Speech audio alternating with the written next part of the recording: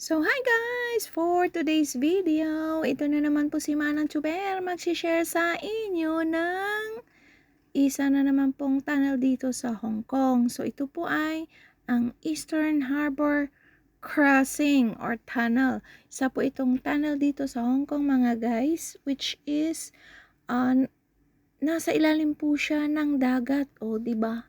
Tapos, ito po ay nag-open noong September 21, 1989. Tapos, meron po itong haba na 3.3 kilometers. At yung kaniyang speed limit ay nasa 70 kph po. Pero pag early in the morning, pag nagbukas po yan sila, nakababa po yan ng 50 kph. So, ito po ay may dalawang dual lane.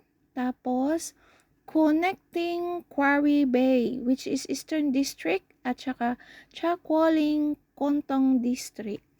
So, yan po guys. Bawat tube ay meron po siyang dalawang lane. So, papunta at saka pabalik. So, yan lamang po guys for today's video. Ang aking mai-share po sa inyo. Pero before po, nga pala, ang plano po nila na gawing daanan sana na mag-connect ng area na yan is Tulay. Kaya lang po yung dating lumang airport ay malapit po dyan. Kaya inisip po nila baka magkaroon po ng problema sa paglapag or pag-take off ng mga eroplano. So, yan po ang kanilang naisip na gawin.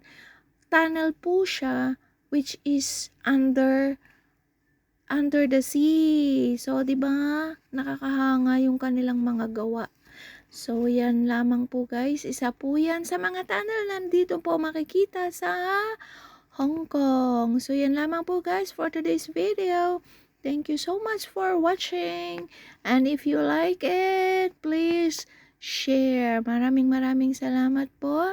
At nawa ay meron naman po kayong natutunan sa aking munting video.